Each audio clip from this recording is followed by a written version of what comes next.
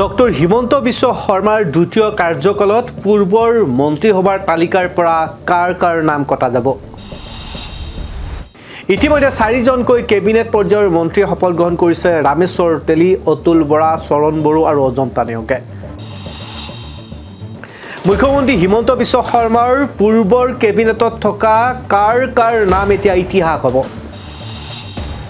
নমস্কাৰ প্ৰিয় দৰ্শক, চাই আছে ডিবি নিউজ। আজিৰ এই ভিডিঅ'ত আপোনালোকে গম পাব দুজন কেবিনেট পৰ্যায়ৰ মন্ত্ৰী। পূৰ্বৰ চৰকাৰত ডক্টৰ হিমন্ত বিশ্ব শৰ্মাই মুখ্যমন্ত্ৰী আছিল আৰু মুখ্যমন্ত্ৰী ডক্টৰ হিমন্ত বিশ্ব শৰ্মা থকাৰ সময়ত কেবিনেট পৰ্যায়ৰ মৰ্যাদা দিয়া হৈছিল আৰু তেওঁলোকৰ এতিয়া নাম কটা যাব। এই তালিকাত তেওঁলোকৰ নাম নাহে। শেহতীয়াভাৱে 2026 চনৰ এই বিধানসভা নিৰ্বাচনৰ পিছতেই ইতিমধ্যে খানাপাৰাত মুখ্যমন্ত্ৰী ডক্টৰ হিমন্ত বিশ্ব শৰ্মাৰ শপত গ্ৰহণ অনুষ্ঠানতেই শপত ল'লে 4জনকৈ কেবিনেট পৰ্যায়ৰ মন্ত্ৰীয়ে আৰু নতুন মন্ত্ৰীসভাৰ ভিতৰত দপ্তৰ বিতৰণ কৰিছিল আৰু দপ্তৰসমূহ আছিল এনেধৰণৰ: অতুল বৰাক পঞ্চায়ত, গ্ৰামোন্নয়ন, আবকাৰী, অসম চুক্তি ৰূপায়ণ আৰু সীমান্ত সুৰক্ষা আৰু উন্নয়নৰ বিভাগ লাভ কৰিছে। চৰণ বড়োৱে লাভ কৰিছে পৰিবহণ, বড়োলেণ্ড উন্নয়ন। BPFৰ তৰফৰ পৰা চৰণ বড়োক কেবিনেট পৰ্যায়ৰ মন্ত্ৰী প্ৰদান কৰা হ'ল। অজন্তা নেওগক পৰ্যটন, মহিলা আৰু শিশু বিকাশৰ দপ্তৰ প্ৰদান কৰা হ'ল। ৰামেশ্বৰ তেলীক শ্ৰমিক কল্যাণ, ৰূপান্তৰ আৰু উন্নয়ন, চাহ আৰু জনজাতি উন্নয়নৰ দায়িত্ব।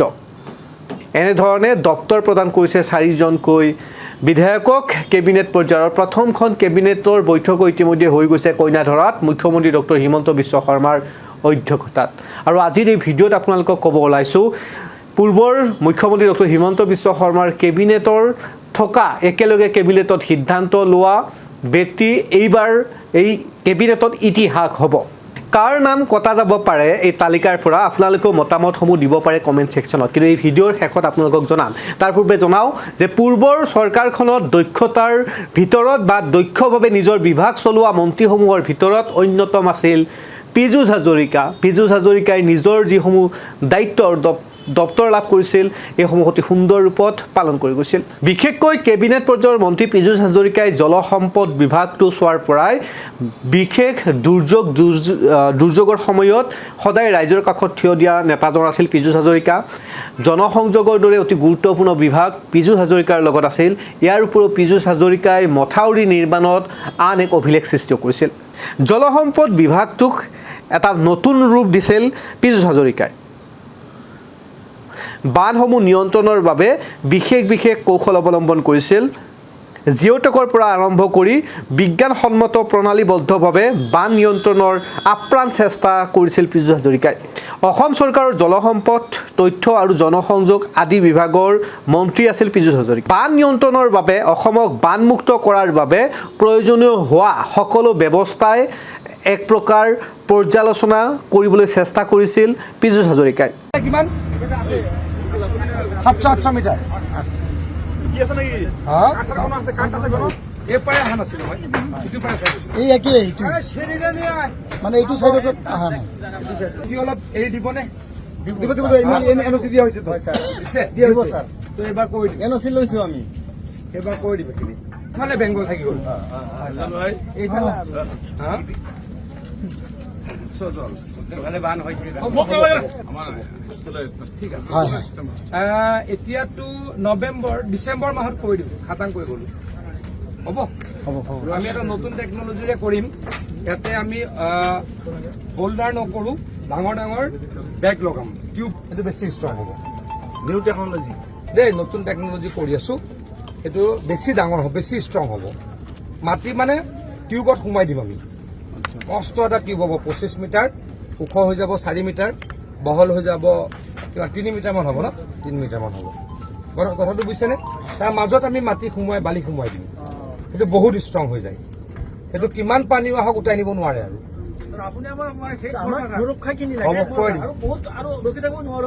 একদম কৈ দিম। আপোনালোকক কথা দি গলো অহা নৱেম্বৰ ডিচেম্বৰৰ পৰা কাম আৰম্ভ কৰি দিম।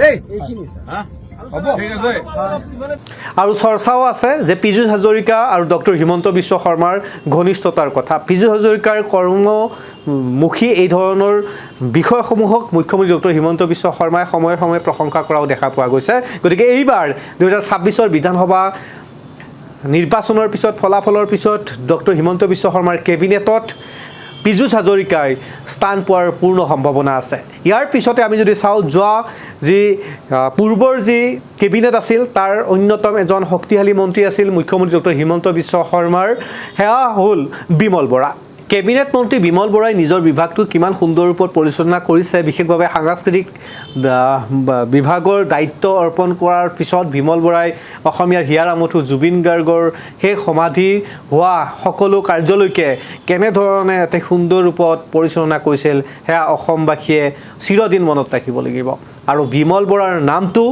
সদায় থাকি যাব এয়াৰপৰ্টৰ পৰা জুবিন গাৰ্গক ভাল পোৱা লক্ষাধিক অনুৰাগীয়ে জুবিন গাৰ্গক নশ্বৰ দেহটো এম্বুলেন্সত লৈ অহাৰ সময়ত বিমল বৰাই লোৱা ভূমিকাসমূহ কেনেধৰণে জনসাধাৰণক সেই সময়ত কঠোৰ সময়ত নৰম হৈ বিভিন্ন ধৰণে বিভিন্ন পন্থাৰে নিজৰ গন্তব্যস্থান প্ৰথম অৱস্থাত কাহিলীপাৰা তাৰ পিছত সৰুসজাই ষ্টেডিয়ামলৈকে আৰু শেষত জুবিন ক্ষেত্ৰ অৰ্থাৎ সোণাপুৰলৈকে লৈ যোৱা এই সমগ্ৰ প্ৰক্ৰিয়াটোত কেনেধৰণে এজন ককায়েকৰ দৰে দায়িত্ব পালন কৰিলে সেয়াও ইতিহাসৰ বুকুত ইতিহাসৰ পৃষ্ঠাত সদায় থাকিব গতিকে বিমল বৰাও নিজৰ দায়িত্বৰ ফালৰ পৰা যদি চাওঁ পূৰ্বৰ চৰকাৰৰ কেবিনেট পৰ্যায়ৰ মন্ত্ৰী হিচাপে নিজৰ বিভাগসমূহ অতি সুন্দৰ ৰূপত পৰিচালনা কৰা এজন দায়িত্বশীল কেবিনেট মন্ত্ৰী আছিল গতিকে এইবাৰো বিমল বৰাই দপ্তৰ পোৱাটো এক প্ৰকাৰ নিশ্চিত বুলি ক'ব পাৰি আন এজন মন্ত্ৰীৰ কথা আমি ক'ব পাৰোঁ পূৰ্বৰ সেয়া কেবিনেট মন্ত্ৰী জয়ন্ত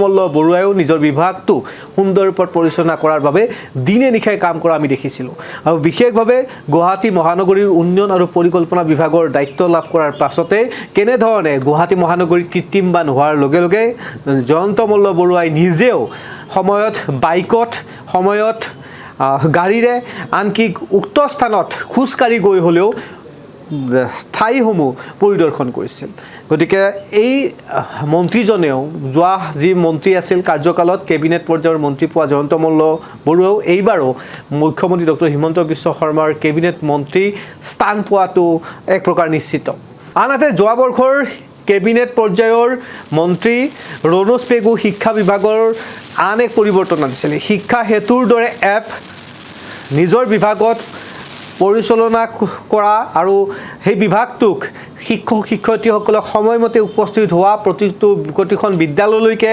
শিক্ষক শিক্ষয়িত্ৰীয়ে গৈ তাত নিজৰ প্ৰেজেণ্ট নিজে উক্ত স্থানত গৈ পাইছেনে নাই সমগ্ৰ প্ৰক্ৰিয়া এটা মোবাইল ফোনৰ এপত লোৱালৈকে আন এক প্ৰক্ৰিয়া সফলভাৱে কৰি দেখুৱালে এতিয়াও শিক্ষা হেতুৰ কাম চলি আছে আৰু আজিৰ তাৰিখত অসমৰ শদিয়াৰ পৰা ধুবুৰীলৈকে প্ৰতিজন শিক্ষকৰ মোবাইল ফোনত এই এপটো থাকে আৰু স্বাভাৱিক আৰু এক প্ৰকাৰ ফাইল হৈ গ'ল আজিৰ তাৰিখত এটা ক্লিকত গম পোৱা হৈ গ'ল শিক্ষা বিভাগৰ মুৰব্বীজনে যে কোনখন বিদ্যালয়ত কোনজন শিক্ষক আছে ক'ত শিক্ষকৰ প্ৰয়োজন এক প্ৰকাৰ শিক্ষা হেতুৰ দৰে এপ খুলি আন এক শিক্ষাৰ ক্ষেত্ৰত জাগৰণ আনিছে এই কথাও আমি শিক্ষা বিভাগক চৰ্চা চলা বিষয়টো আমি নোকোৱাকৈ থাকিব নোৱাৰোঁ গতিকে এইবাৰ মুখ্যমন্ত্ৰী ডক্টৰ হিমন্ত বিশ্ব শৰ্মাৰ কেবিনেটত ডক্টৰ ৰণোজ পেগুৰ স্থান পোৱাটো নিশ্চিত কিন্তু সময়লৈকে ৰ'ব লাগিব কিন্তু আজিৰ এই ভিডিঅ'ত আপোনালোকক জনাই আছিলোঁ দুজন বিশেষ